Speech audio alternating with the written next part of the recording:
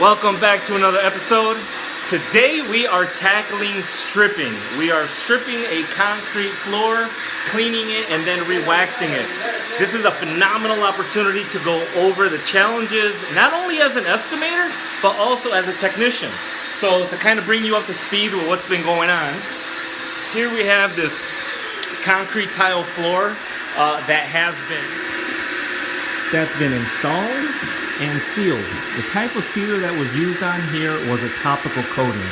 Now, when it comes to topical coatings, there are all types of topical coatings, and with them you get different varying results.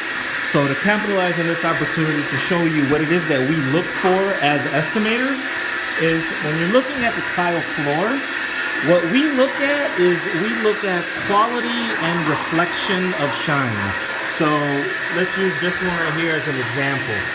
You see how the coating on this is really shiny but almost looks plasticky? That's usually indicative of a polyurethane of some kind. However, there's times where we have conflicting pieces of information, such as this area right here. So if we come over here, we look at this one tile, you could see that it's been worn off and it's dirty.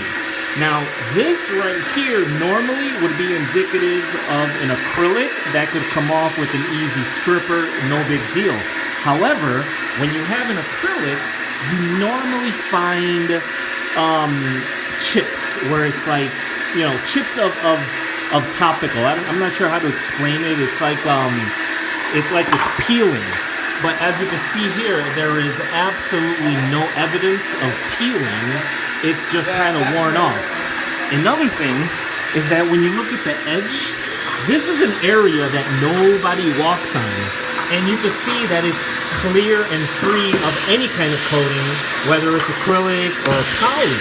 Now, when you have something that says it was acrylic, you have another thing that says it might be acrylic, it might be poly. And then you have another area that says this just might as well be a poly. That's when we have to come and do samples. Now let's see, hopefully they haven't gone over the sample already. Maybe they did. Yeah, they did. So we just performed a sample, basically where the screen machine is at right now, where we sampled to see what we needed to do to remove this coating. So positively speaking, all we had to do was just use acrylic strippers. We didn't have to go into any super strippers, any of that really harsh VOCs to get polys off. So that makes this job much doable, much easier. So now that we know the process and the steps that we have to do to get the results that we're looking for, now everything is on autopilot. Now it's about scrubbing, stripping, cleaning, extracting, rinsing, drying, and then sealing. And then the type of sealer that we're going to put on here is going to be an acrylic that tends to absorb much more than coat.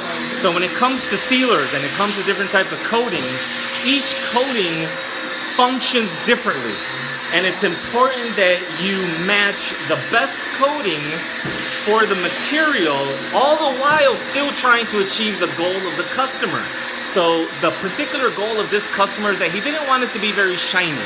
Now, it's really difficult to give him that or to guarantee that, because when it comes to shine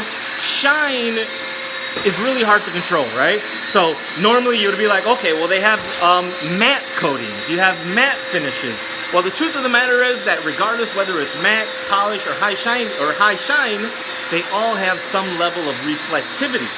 So the way that you select the product that you're going to use, yes, you want to take into consideration the final aesthetic look, but more importantly, it needs to function properly for the material that you're working on.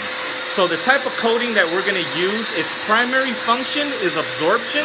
Its secondary function is to leave a top layer.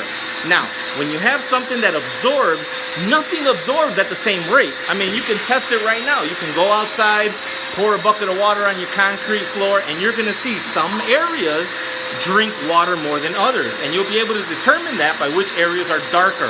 So taking that exact same concept into consideration when applying a coating that absorbs, when we're done putting that first layer, that first coating, Will it absorb uniformly? Will it absorb irregularly? If not, then the solution is that we have to put another coating. Now, each and every time you put another coating, you're flattening the surface, right? Like, how do I say that?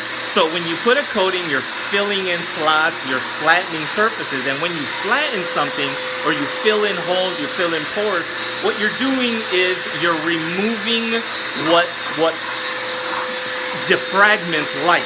Right? So like cracks, holes, void, all of that is defragmentation of light. And once you kind of burst that, now you create shadows.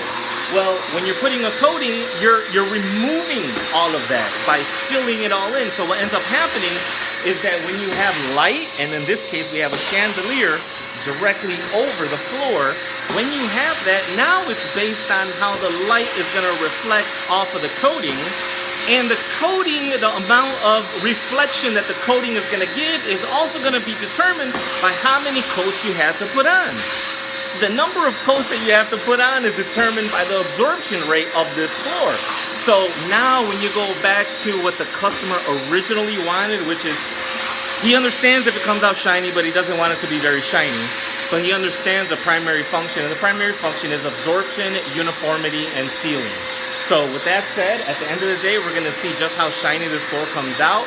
It's going to come out looking fantastic regardless, but with exception to it may be a little shinier than what the customer wanted. But at the end of the day, he understands why we did what step first, second, and third. So with that being said, hopefully this video was helpful, informational, so you have an understanding of what it is that we look for when we're not only assessing the project, but assessing what products to use. With that said, thank you very much. Hope this video was helpful. If you liked it, please like, subscribe, comment, anything at all. Or if you want us to be a part of your project in the Chicagoland area, call us. Talk to you soon.